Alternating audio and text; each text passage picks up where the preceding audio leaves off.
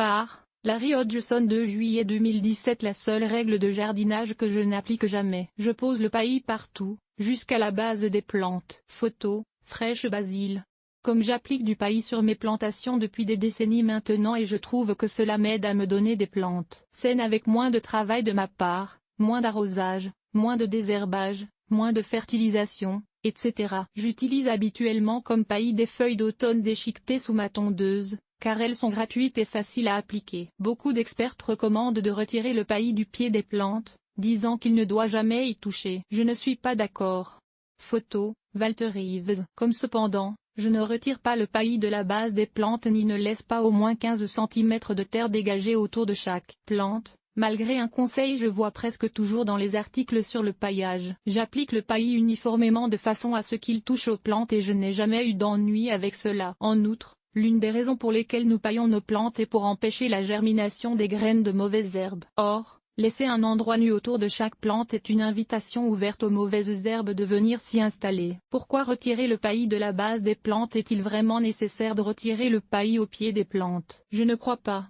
Photo, DNetwork. Comme les experts qui recommandent de retirer le paillis de la base des plantes citent les raisons suivantes. 1. Pour aider les plantes à mieux respirer. Sans farce.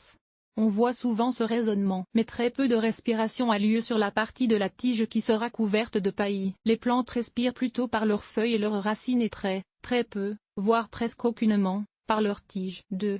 Pour réduire les attaques d'insectes, mais il n'y a pas beaucoup d'insectes nuisibles qui vivent dans le paillis. Je ne peux même pas penser à un seul. Sous le paillis, dans le sol, oui, il y a des ennemis, les vers gris et les vers fil de fer, par exemple, mais dans le paillis, il y a même moins de dommages causés par les vers gris et les vers fil de fer quand on maintient un bon paillis. 3.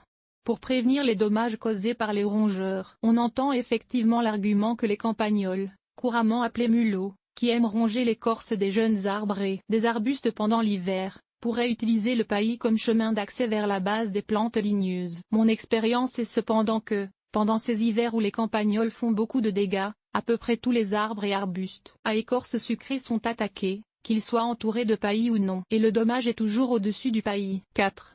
Pour aider à prévenir la pourriture. C'est même l'explication principale. L'idée est que le paillis retiendrait trop d'humidité et que cette humidité excessive pourrait faire pourrir la tige qui est touchée par le paillis. A priori, cette idée semble tenir la route.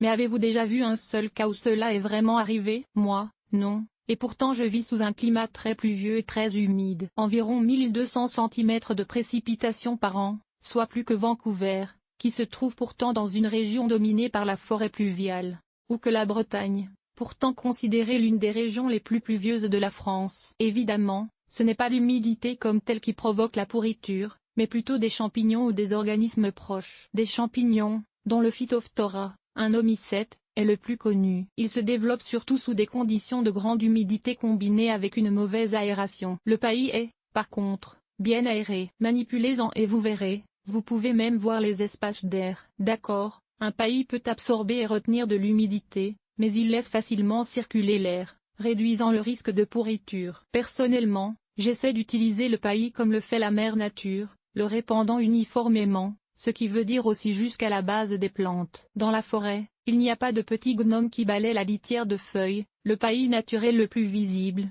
de la base des plantes et des arbres, par exemple. Pourquoi devrais-je le faire? Mon expérience. Voici les résultats que j'ai eus en utilisant du paillis. Poser du paillis de façon égale au pied des arbres et arbustes ne semble causer aucun problème. Photo, des Vitry Expert Company. Le paillis qui s'étend jusqu'à la base des plantes ligneuses, arbres, arbustes, certaines grimpantes, etc. ne cause pas de pourriture et non plus les plantes n'enracinent dans le paillis. Un autre prétendu effet secondaire du paillis qui touche au tronc. Les vivaces, les bulbes et les autres plantes pérennes dont le feuillage meurt au sol à l'automne repoussent à travers le paillis. Au printemps, tout comme ils repoussent à travers la litière de feuilles dans la forêt. D'accord, je ne paille pas les vivaces de très faible hauteur, le thym rampant ou la mousse écossaise, par exemple, car le paillis recouvrirait leurs feuilles et les empêcherait de faire de la photosynthèse. Mais je paille toutes les autres. Les annuels et les bisannuels ne sont pas du tout dérangés par la présence de paillis pendant l'été et même en profitent, mais ne pourront pas se ressemer dans un jardin paillé. Je dois laisser des espaces libres de paillis près de la plante mère si je veux que ces graines germent et donnent de nouvelles plantes. Toutes les annuelles ne se ressèment pas, même si vous n'utilisez pas de paillis, seulement une minorité le fait. Pavots, tournesol, soucis, etc. Mais la plupart des bisannuels le feront si vous leur en laissez la chance. On peut maintenir du paillis en permanence dans un potager, ici, autour des plantes de pommes de terre. Photo, Veggie Gardeninti. Comme je paille toujours mon potager et je laisse le paillis en permanence, il est très facile de planter les légumes à repiquer, tomates, poivrons, etc. à travers un paillis.